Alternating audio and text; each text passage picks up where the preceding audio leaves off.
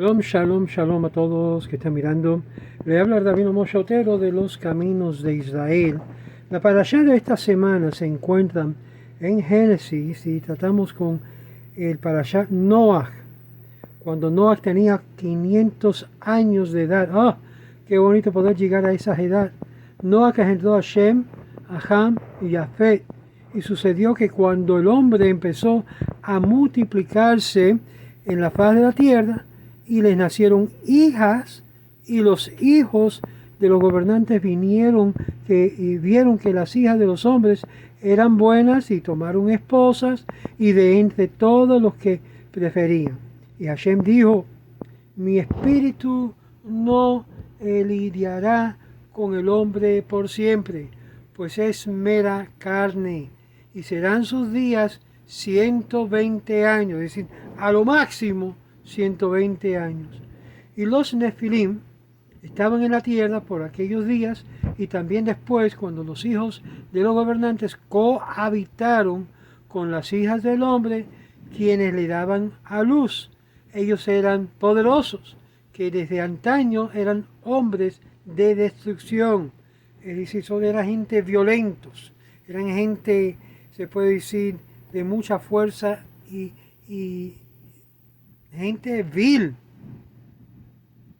Y el Eterno vio la maldad del hombre, que era grande sobre la tierra, y todo designio de los pensamientos de su corazón era malvado. Y el Eterno se replanteó el hecho de haber creado el hombre en la tierra, y se sintió profunda tristeza.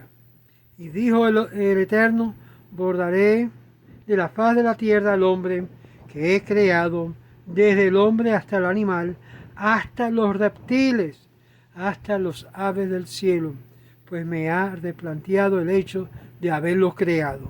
Pero Noach, aquí está la clave, pero Noach halló gracia ante de los ojos del Eterno. Este preludio del diluvio que sucedió, y leemos esto en Génesis capítulo 6 y todo el capítulo hasta el final, y el Talmud señala que cuando en la Torá aparece el término Vayají, sucedió, suele un presagiar de tribulaciones.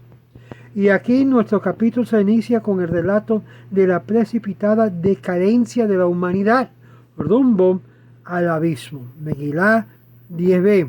Muy parecido a lo que vivimos hoy en día, que nuestra sociedad va de mal en peor.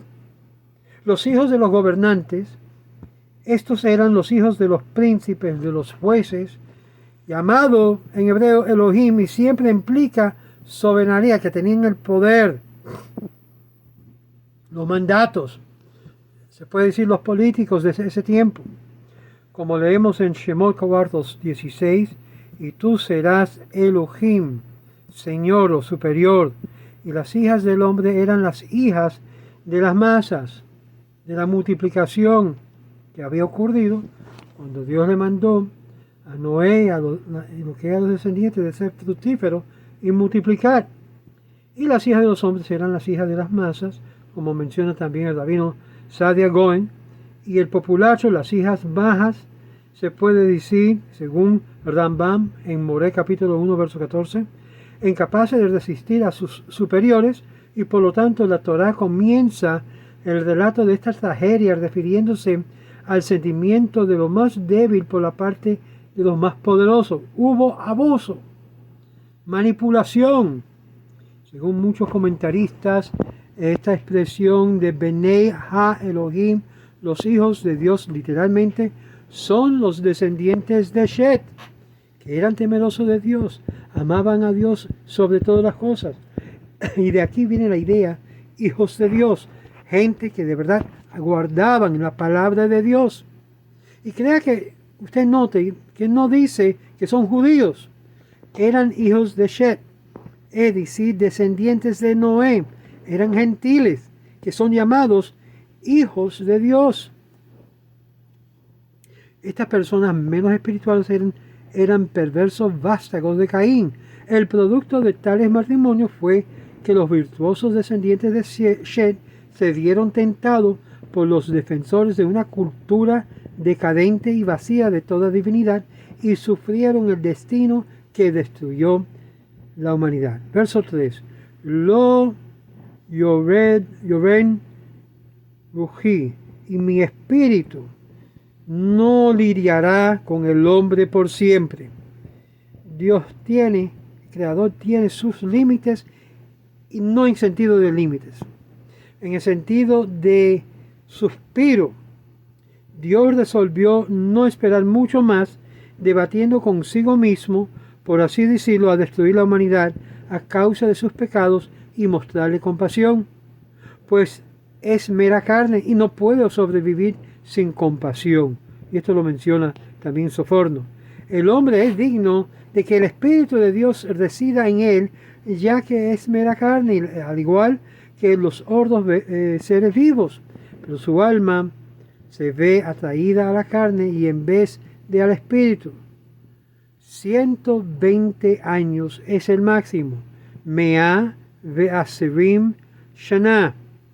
Dios esperaría 120 años antes de traer el diluvio, para que el hombre tuviera suficiente tiempo para arrepentirse.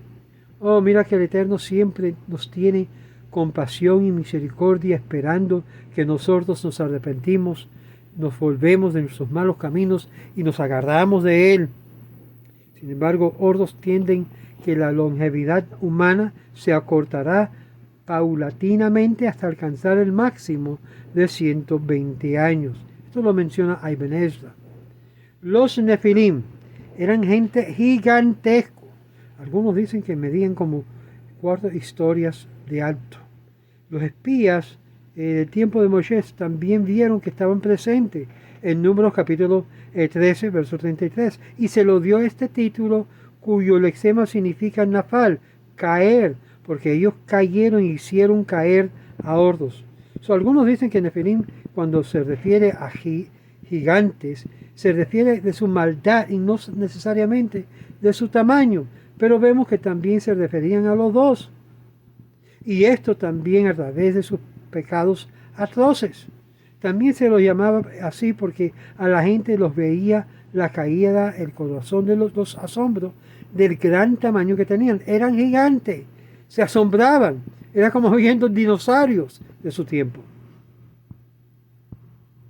Veyanahem Hashem, y el Eterno se replanteó en un agudo análisis del concepto de congoja. El arrepentimiento de Dios se muestra en la equidad de Isaac, que explica que esta congoja no contradice en nada el principio de que Dios conoce el futuro. Como ejemplo, menciona el caso de que alguien que planta un retoño, la riega y la cuida protegiéndole de cualquier daño, mientras que el árbol va creciendo hasta alcanzar su madurez.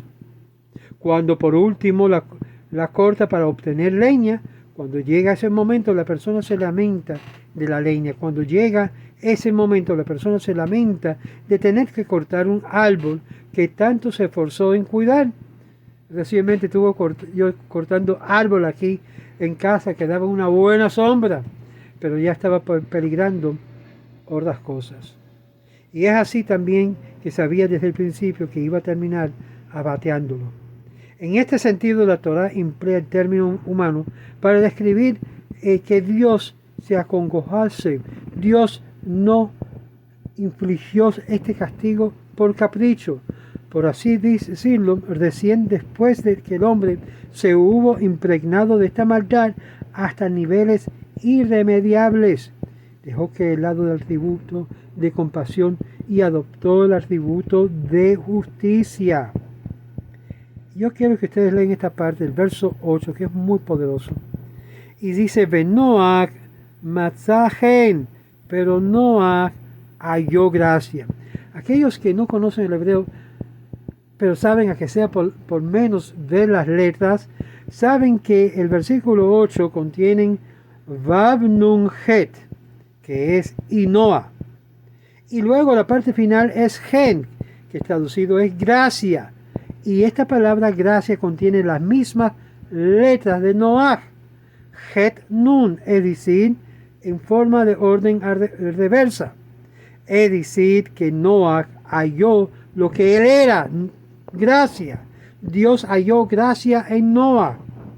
La gracia de Dios era necesaria al fin de salvar la familia de Noah. De otro modo, él había sido el único de salvarse, ni siquiera sus hijos. Si bien el propio Noah era recto, no trató de influir en el resto de su generación para que conociera a Dios y se arrepintiera. Dado que no hizo el intento de ayudar a los demás, su mérito no habría alcanzado para salvar a hordos. Si el justo intenta inculcar la justicia a los demás, Dios puede salvarlo por amor a él mismo, porque existe la esperanza de que pueda influir sobre ellos para que se arrepientan, dice Soforno.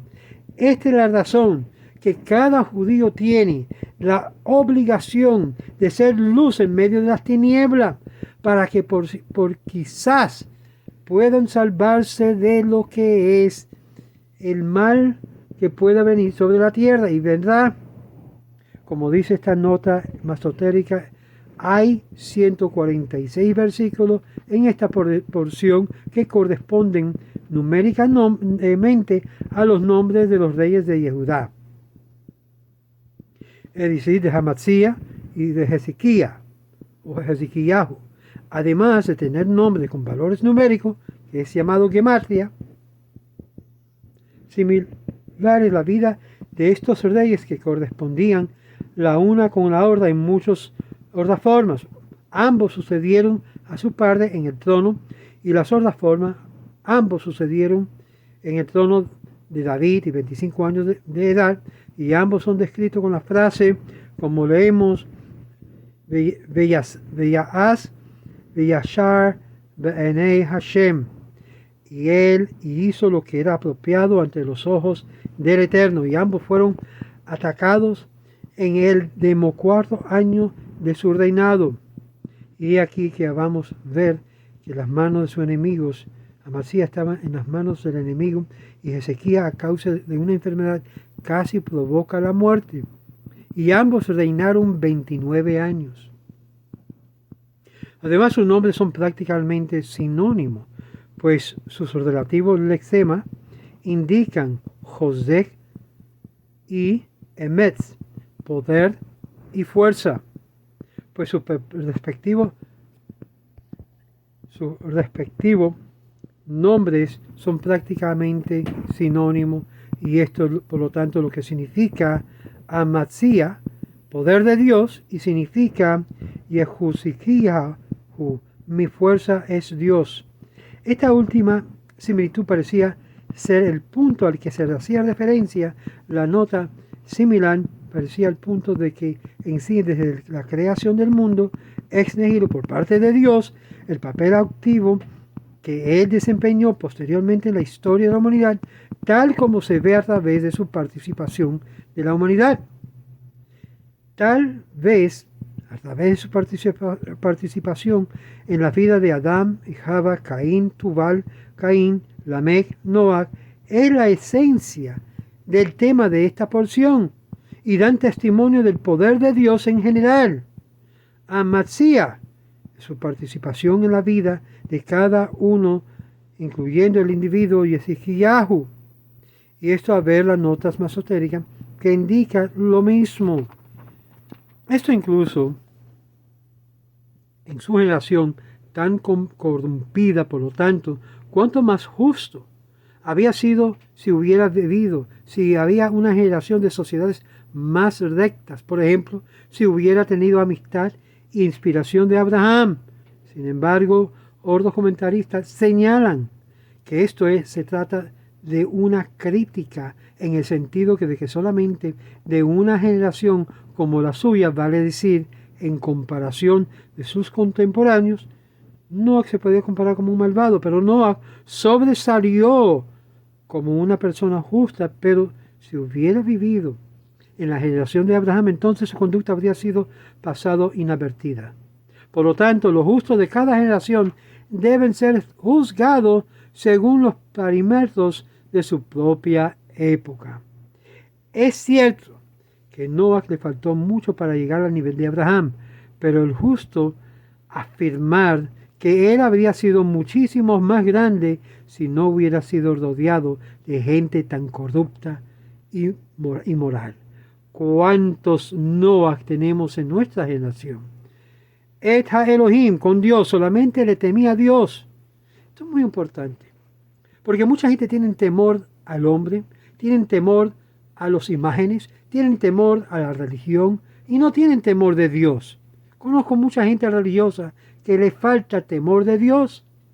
Y estos tres vemos, cuando vamos al capítulo, el versículo 10, estos tres hijos de Noah tenían un nivel de temor de Dios. Muchos menos si una persona se involucraba en idolatría, el camino por la senda que Dios le había indicado no ir, pues él era un profeta, Noah. Shloshá Banim, tres hijos. No solamente se le menciona por orden de nacimiento. Jafet era el mayor, pero Shem aparece mencionado primero, debido a que a la Torá los nombra por el orden de sabiduría, no por edad o por orden de edad. Y esto lo menciona también en Talmud Sanhedrin, capítulo 69b. Una vez que la Torá menciona a Shem, menciona también a Ham, que era el que le seguía. En lo contrario, los tres estarían mencionados de forma desordenada, como menciona el Rambam, y también había sido mencionado antes en el capítulo 5, el verso 32. La Torá hace mención de ellos tras describir la rectitud de Noah, para indicar que también les había inculcado ese comportamiento elevado a sus hijos. La conducta de la gente se deterioró, fue de mal en peor, pero los hijos de Noah se mantuvo mientras que Dios los salvó y lo entró en el arca. Esto es una porción de la parashá de Noah. Hay que sigue, porque la parashá de Noah es bastante interesante, incluyendo cuando el Eterno decidió destruir sobre la faz de la tierra a la humanidad. Y yo le hago la pregunta a ustedes que están estudiando esta porción. ¿Acaso Dios cometió genocidio con su propia creación?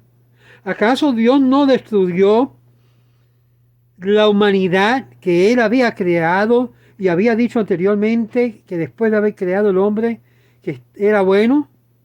Y a ver la maldad del ser humano aumentar en fuerza y en maldad, que decidió acabar, cometer genocidio. ¿Y cómo cometió Dios genocidio? Si hemos de atrevernos a decir esto: con la inundación, con el diluvio. Acabó con el mundo de ese entonces. No podemos decir que Dios no utiliza este instrumento que está solamente en las manos de Él. Recuérdese lo que dice el pasaje bíblico: Dios es que mata, Dios es quien revivifica. Bendito sea el nombre de Dios, que puede traer vida y puede traer la muerte. Ten en mente las tragedias que este mundo está pasando. Estamos orando por muchos allá en el Medio Oeste, pero también debemos estar orando por muchos que están en España pasando una tragedia inmensa que nunca se ha visto de tal escala. Y yo me hago la pregunta: ¿qué relación hay entre las tragedias que está ocurriendo en España y la posición que el dirigente y el principal de España ha tomado contra Israel? Quizás hay una relación interrogativa para que ustedes piensen sobre esto. De Dios no se puede ser burlado, amigos. Dios es un Dios fiel y es un juez digno de ser adorado, alabado y obedecido. Shalom, shalom, que tengan un Shabbat shalom.